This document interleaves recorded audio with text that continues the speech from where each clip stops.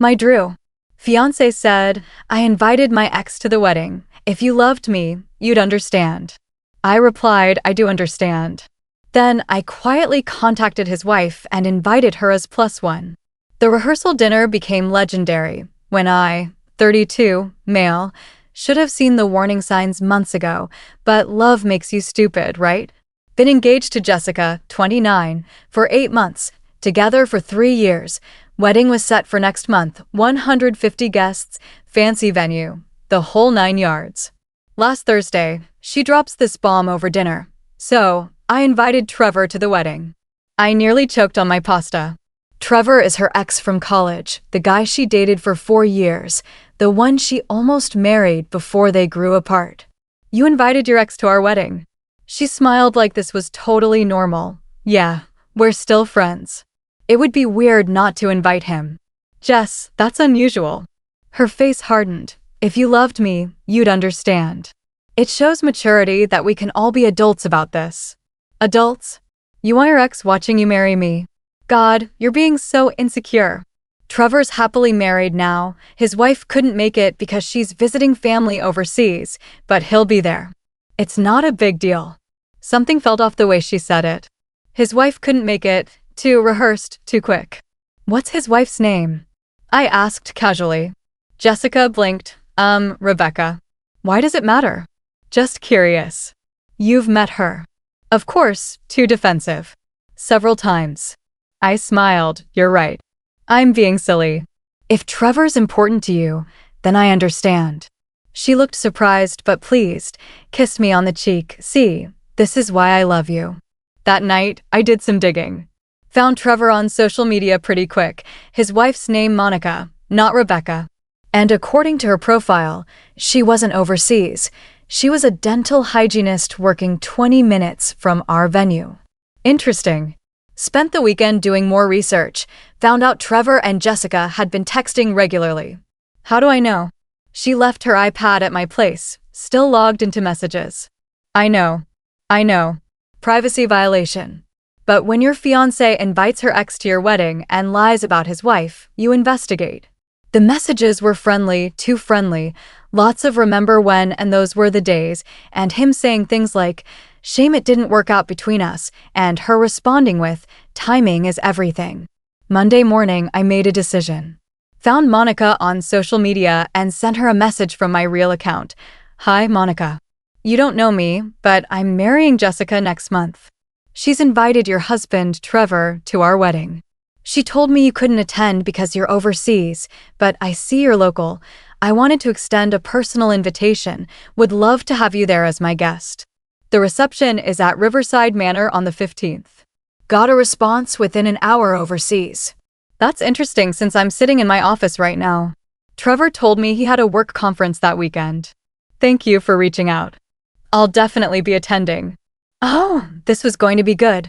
Update 1. The week after I contacted Monica was tense. Jessica kept talking about the wedding, final preparations, seating arrangements. She casually mentioned putting Trevor at table 3 with my college friends. Why table 3? I asked.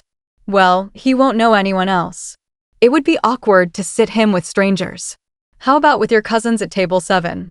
She frowned. No, that's too far from, table 3 is better. Too far from the head table. She almost said it. Meanwhile, Monica and I exchanged a few more messages. Turns out Trevor had been acting weird for months, working late, protective of his phone, suddenly interested in fitness. Classic signs. Monica had suspected something but didn't have proof. I told her about the messages I'd seen, not the details. That felt wrong, but enough. She was furious, not at me, at them. That manipulative witch, she wrote, and my pathetic husband, they deserve each other. We hatched a plan. Monica would come as my +1 to the rehearsal dinner. Maximum impact, minimal scene at the actual wedding, if there even was one after this. 3 days before the rehearsal dinner, Jessica was going over the guest list for the dinner. So, it's just family and the wedding party, right? I confirmed. Yeah. And Trevor, I invited him to the rehearsal dinner, too. I almost laughed. Why? He's traveling from out of state. Lie. He lived an hour away, so I thought it would be nice. That's thoughtful of you. She smiled, missing my sarcasm completely. The day of the rehearsal dinner, I told Jessica I had to pick up a friend who was having car trouble. Now, the dinner's in 2 hours. I'll be quick. They're stranded and really need help. You head over. I'll meet you there. She was annoyed, but agreed. I picked up Monica. She looked fantastic, elegant black dress, perfect makeup. She was on a mission. You ready for this? I asked. 3 years of marriage, and he's sneaking around with his ex. Oh, I'm ready. We arrived at the restaurant 40 minutes after everyone else. I walked in first, Monica a few steps behind.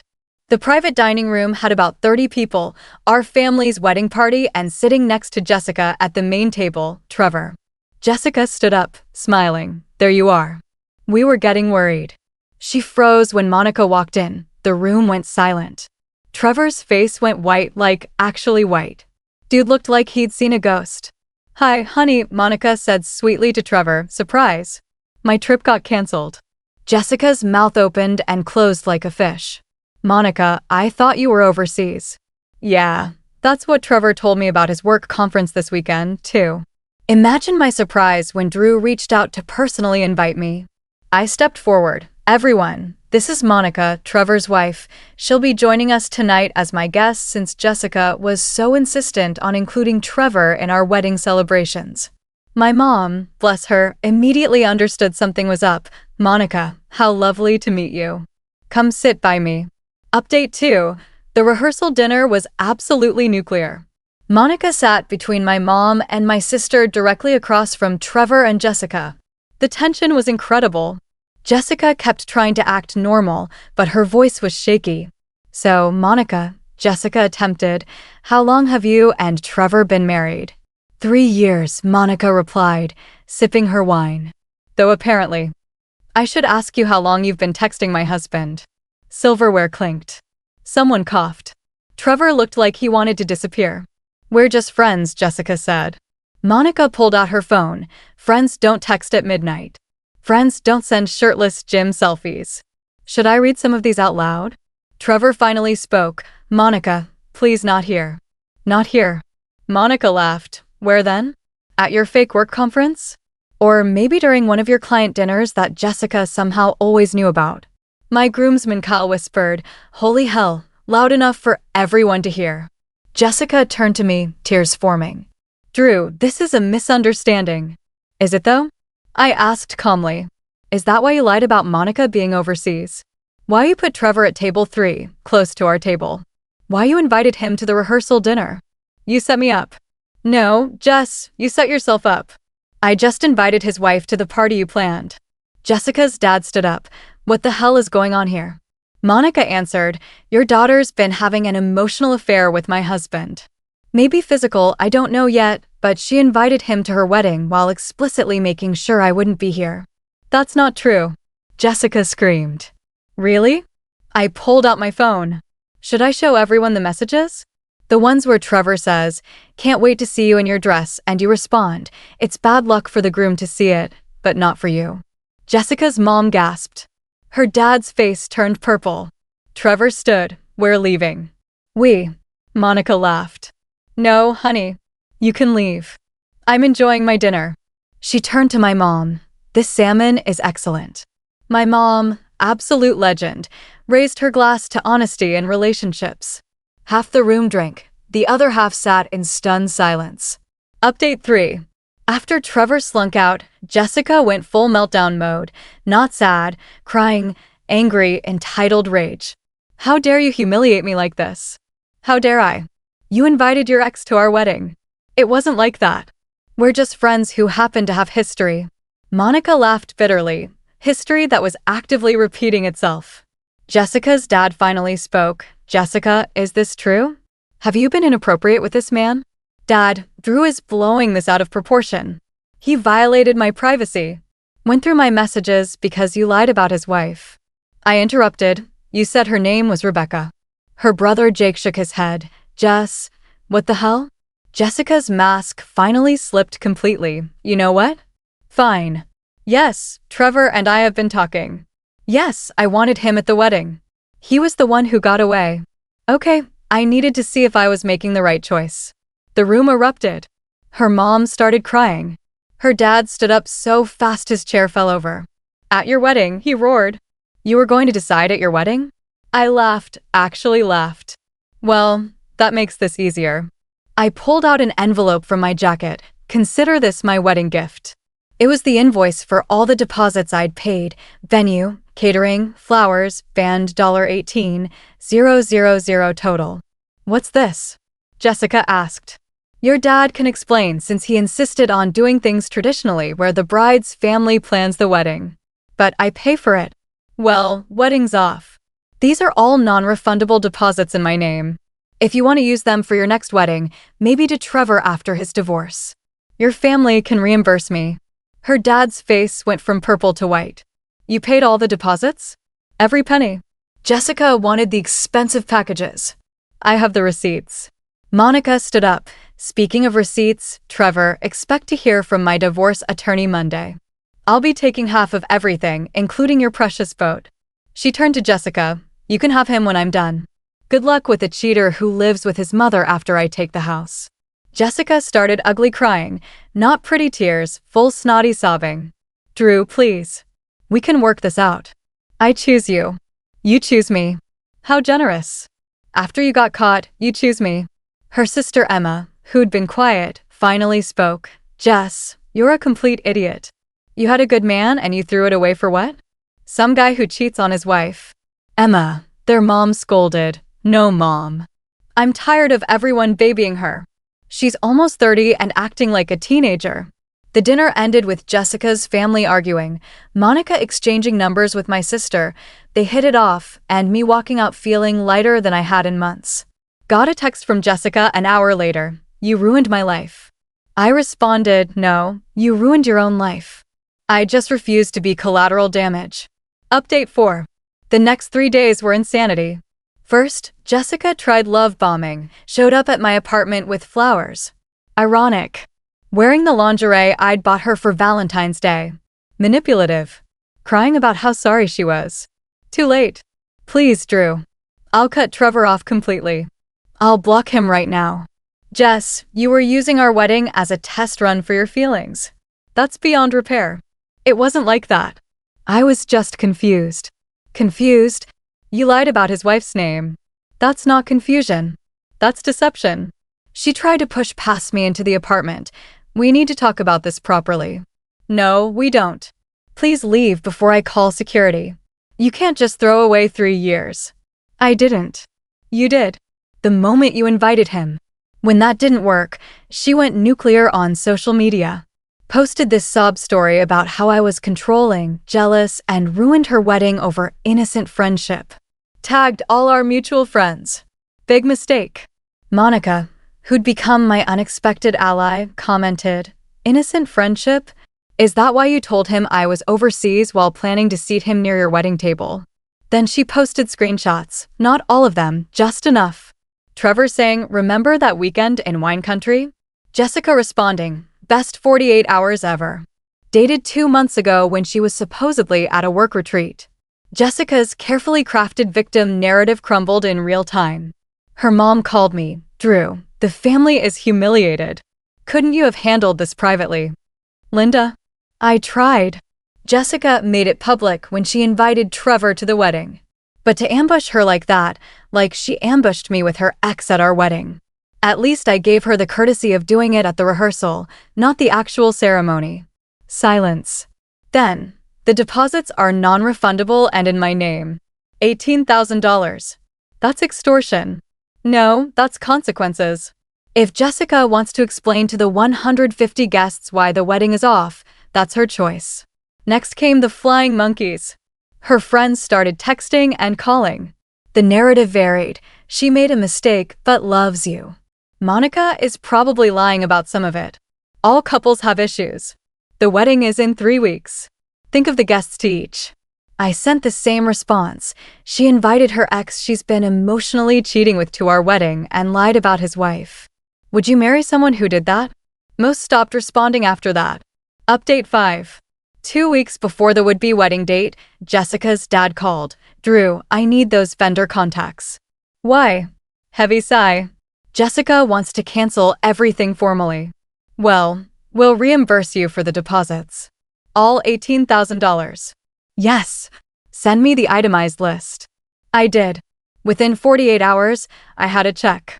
Guess they really wanted to minimize the embarrassment. Meanwhile, Monica's divorce was moving at lightning speed. Turns out Trevor had been sloppy. She found credit card charges for hotels when he claimed to be working late, dinner receipts for two when he said he was alone, and best of all, a second phone hidden in his car. That second phone had everything: pictures, texts, even a draft email where he planned to object at our wedding. Yeah, you read that right.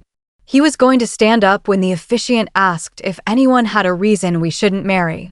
Monica sent me screenshots. Thought I should see what I avoided. Trevor's message to Jessica: "If you give me the signal during the ceremony, I'll stand up. We can run away together." Jessica's response: "That's so romantic, but let me see how I feel in the moment." She was literally going to decide at the altar whether to marry me or run off with Trevor. I sent this to Jessica with one message: "You're a sociopath." Her reply was a novel-length text about how I didn't understand true love, how Trevor was her soulmate, how I was too boring and safe, how she settled for me because I was stable. I forwarded it to her dad. Got a 2-word response: "Jesus Christ." Update 6, final one. The day that would have been our wedding, I went golfing with my groomsmen. Had a blast. That evening, we went to a steakhouse, the expensive one Jessica always said was too much for no reason. Halfway through dinner, Carl showed me his phone. "Dude, you need to see this." Jessica had worn her wedding dress and gone to the venue alone. Posted photos on Instagram with captions like, "The wedding that should have been," and "True love means forgiveness." The comments were brutal. "Girl, this is unhinged. Didn't you cheat on him? This is embarrassing. Take it down. Therapy now." Her own sister commented, "Jess, stop. You're humiliating yourself." But the real kicker came from Monica. "Same dress you were going to wear while deciding between your fiancé and my husband." Classy.